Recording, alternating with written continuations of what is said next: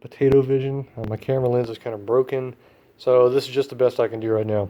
It's also kind of dark in here.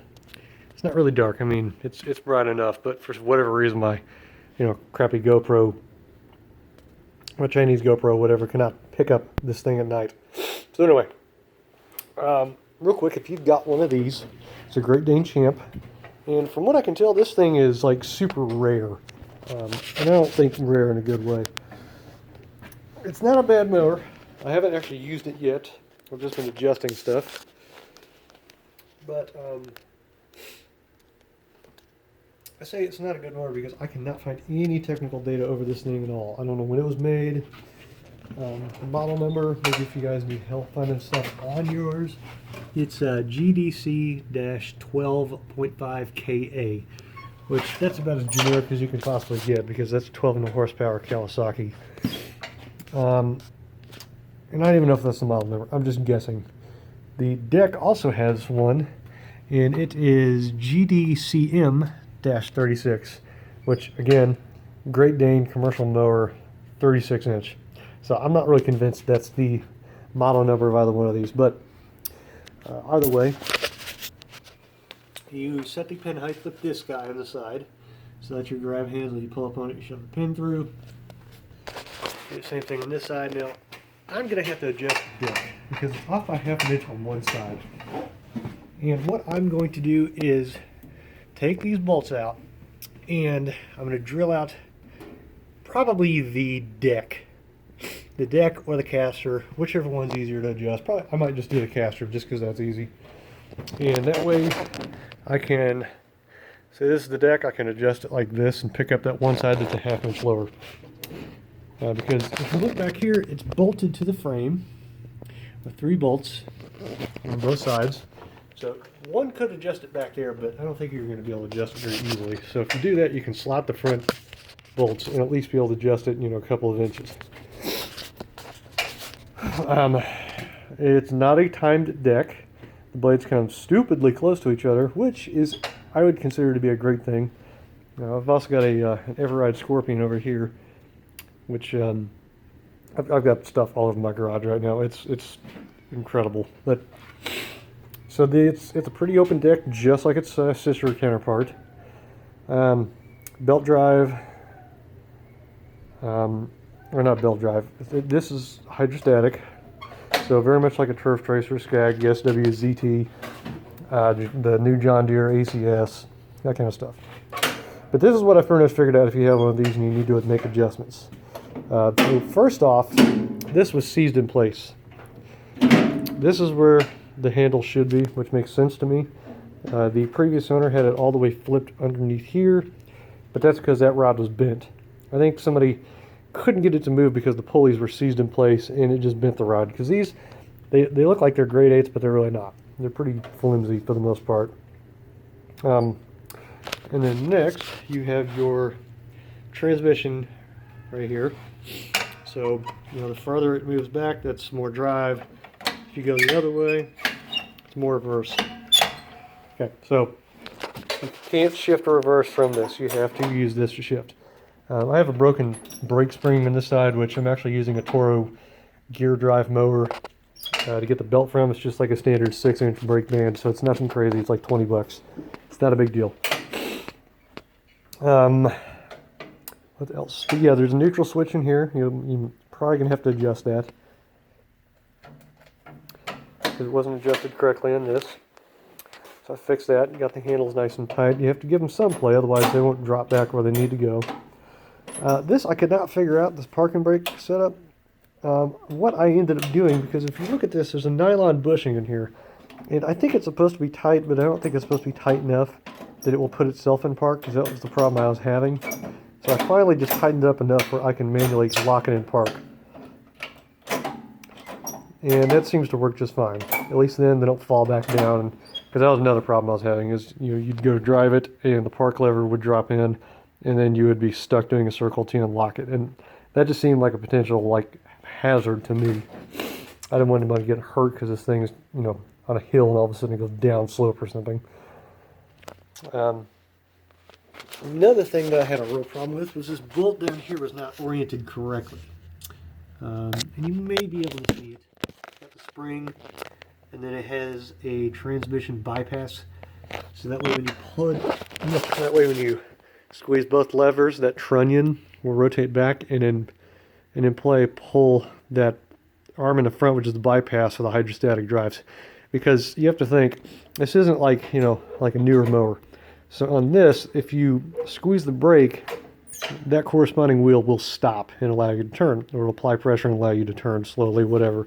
Well, if you squeeze both of these, it's going to apply the brake to both of them, but it's not going to stop the mower because the mower is still in gear. So what you have to do is if you squeeze both of them, that trunnion pulls that lever back into the bypass position, and the mower will not continue to try to pull forward. So that's how that works. I'm guessing the spring in the back, I've adjusted it so there's some spring pressure. That way when you release it from park, it springs the handles forward, because and that was another problem I had, is that you'd release the parking brake and it wouldn't move. You'd have to physically push the arms down because it wasn't, shooting it back where it needs to go. So that's, I believe that's how you adjust that. This is just my belief, because there's no manual or parts list, or there's nothing for this. So I'm guessing it's how that is oriented, because if I remember right, the spring was in a different place, or it just wasn't adjusted right. But anyway, the casters do have grease zerks on them. One thing I don't like is that they don't have caps on them, so they're not sealed from the elements. So you will get dust and water and all that kind of stuff intrusion. So you're going to have to grease this thing. I wouldn't say a fair amount, but I would definitely want to grease it at least maybe once a week. Just enough to shove whatever is inside of it out. There's also some grease zerks on the brake pivot. I don't know if this can even pick it up, but it is right there. And I don't think there's any other grease zerks on this that I've really noticed yet. There might be one or two on the tensioner, but I forget. But other than that, 12 horse Kawasaki.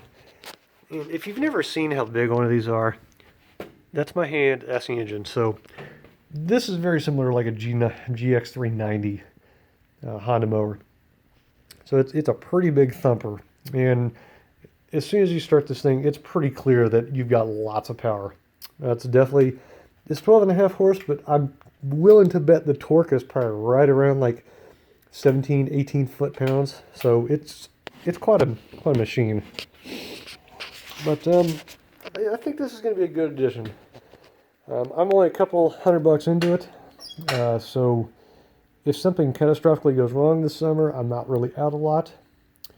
But I think this is going to be a good guy, because my problem that I had was my Toro Time Master will not pull up of a hill. It just sits there and spins wheels, doesn't do anything. So, actually, it doesn't even spin the wheels, it just doesn't even move. So that's why I got this, because I've got a couple places I've got some front yards that are kind of like this, like just enough of a slope, but I don't want to have to sit there and push that stupid thing all the time. So I got this, and I'm going to treat it like my old Trim Star. Sorry about the camera, I'm jerking up, but with my Trim Star, walk behind, my Hustler Trim Star, I would cut a perimeter ring, and then I'd probably go around again, and then from that, I'd go up, start my stripe, come back, and then that way I had a turnaround spot, so I could go like this, turn around, come back this way, turn around, come this way. See what I'm doing here? And this way. You don't ever have to put it in reverse. So that's my method with this guy. I'm going to use it in kind of the same similar fashion. It's also obviously 6 inches bigger than the Time Master, which really isn't that big of a deal. But then again, it is almost twice the size of a 21-inch mower, so that should help. Another thing that I'm going to do, and you kind of see it over here, I've got my grass packer, and currently I have it set on my snapper, which is incredibly annoying because I have to get off the mower to take the bagger off, and that thing fills up fairly quick. Still quicker, they're still cheaper than having a $3,000 bagger on the back. It'd be nice to have that, but I don't.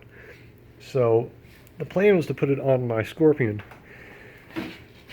But the way that the grass blocker works, and the grass packer adapter, so there's the chute blocker for that. My plan was just to flip it up, and put the bracket on. But the problem is you can't actually shut the chute because, as you see here, the arm sticks up, so that wouldn't work.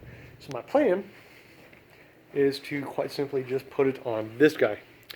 And then I'll probably get another plate made with a slot, and that way I can flip it down and the peg will still stick up, but the deck will be closed just for, you know, mulching up leaves and stuff.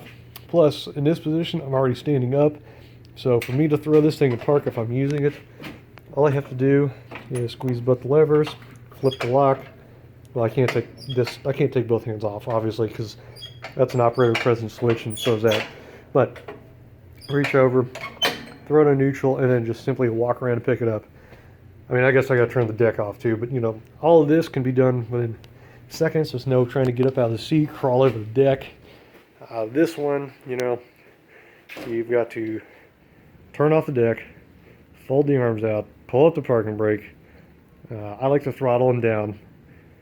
Then you have to stand up, walk around it, come over here, pick it up, dump it. I mean, this is going to save a lot of time. Plus, it's a lot smaller, so it's got to have a smaller footprint on the trailer. And honestly, for leaf season, I don't usually take all my mowers with me. Most of the time, I don't even take any because I have a vacuum. So I'll take my blowers and such. But this, I can still get into the back. I can get into any backyard practically, and it'll still have the bagger. So I've got a lot of plans for this. Plus, another thing that you can do with this, which is pretty handy, is I can take the front end of this thing off if I really wanted to. Which, I mean, now that I look at it, I don't know that I ever will, but I can unbolt it there, and I can literally put any homemade frame on the front of this. I can make this a snow pusher. I can probably mount one of my blowers to it, my walk-behind blower, and I could use this to drive the blower instead of me pushing it all over the yard. So I've got a lot of plans for this thing, so that's kind of why I got it. But anyway, that's my fleet this year. This will be my third season, and I have a lot more stuff than I probably really need, but I don't think this year I'm really going to have to buy much of anything, so that'd be great. But anyway, like I said, long video. I don't mean to drag it out this long, but that's my plans for that guy. And if you've got one, hopefully this video helps. If you need more information, feel free to email me, or if you know, do like a video response or something like that, I will do anything I can. So anyway, thanks for watching.